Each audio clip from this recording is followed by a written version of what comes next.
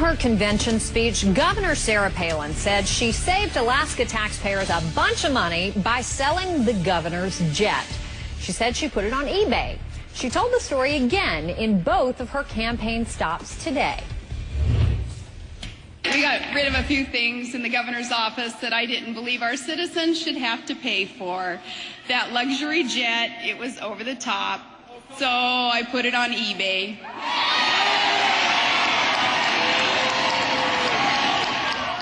Now, John McCain likes that story a lot, too. Here's what he said at this morning's campaign stop in Wisconsin.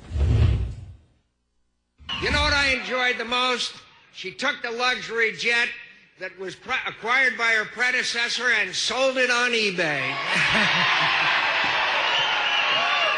And made a profit.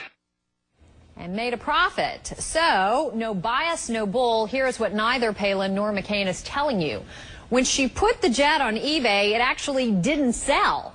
They finally sold the jet privately, but for less than the eBay asking price. CNN's Christine Romans has checked with both the broker who sold the jet and the Alaska businessman who bought it. According to them, the state bought the jet for $2.7 million. The state sold it for $2.1 million, but both the broker and the businessman say it was sold at a loss, not a profit, as John McCain said. So a bit of an exaggeration there. We want to go back to our panel on this. Baby Cannon, Gloria Borger, and Paul Begala. Gloria, they're both touting the story about how she put the Alaska governor's plane on eBay. Didn't exactly happen that way. Great story. Yeah. It was a great story, but these kind of exaggerations, they don't work, do they?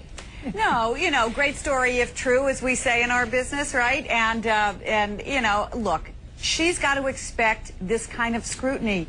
Campbell, she's new on the national scene. This is a terrific story. She put it on eBay. It didn't sell. There wasn't a profit.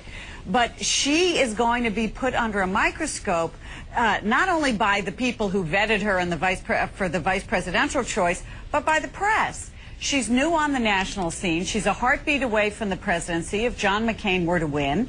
And these are the kinds of stories that if they come out and it's kind of a drip, drip, drip, and there's an exaggeration here and something there that's a problem, that could be a problem for her.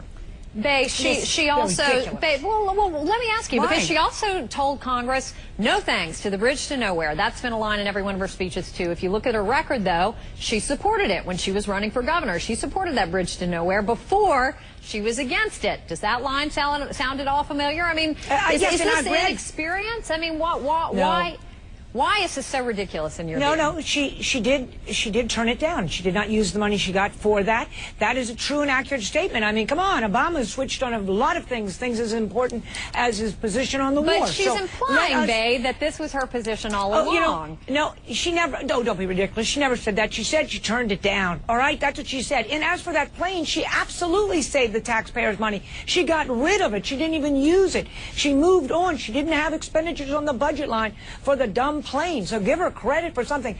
You know, Campbell, you just did a piece. You went to Alaska. You said that she was 80% popularity. She is the most popular governor in the country by most count.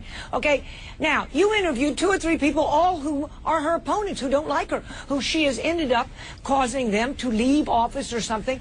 Where are the others? For every 2 that you found don't like her, there's another 8 that like her, but you guys seem to have overlooked them. Come on, we had a room full of people sitting there talking about how wonderful she was. What are you talking about, balance? We did an entire piece act like on there's people who support her. That's entirely unfair. It is not entirely unfair. You all have just gone over this show. This hour should be why she's not what she says she is. The anti-Sarah show. All right, so let me go to Paul. Clearly, Baby Cannon got the talking points from the McCain campaign. I never read talking points, Campbell. I never read them, and don't ever accuse me of such. Paul, I will say, it's actually something Bae and I agree on. We're both press bashers, irrespective of what the campaigns want. I think the corporate media has fallen in love with this woman and has given her rock star status and needs to give her a much thorough review of her record. In defense of Governor Palin, I think that the eBay thing with the plane is within the acceptable bounds of hyperbole in a campaign. Hyperbole, okay. She did sell it, but here's what bothers me more, and the press has ignored this, and I don't know why. She said, let me quote from her speech, "To the families of special needs children, I pledge to you that if we are elected, we will have a friend and advocate in the White House." This is a mother of a special needs baby who heroically chose life to give that Down syndrome baby life. who is also the aunt, we learned from Kira Phillips' reporting in Anchorage, of another special needs child. And yet she cut funding for special needs education by 62%. It was $8.2 million when she came in. She cut it down to $3 million.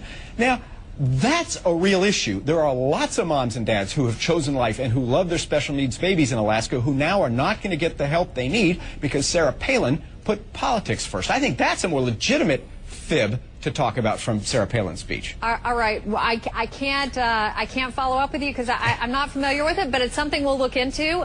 Today, to Gloria. I'm sure you will. I know. Of course we will. You know, she's running for the vice presidency of the United States, Bay. Yes, the press has every right to look at her record. Thank you very much. We're going to see you guys coming up in our next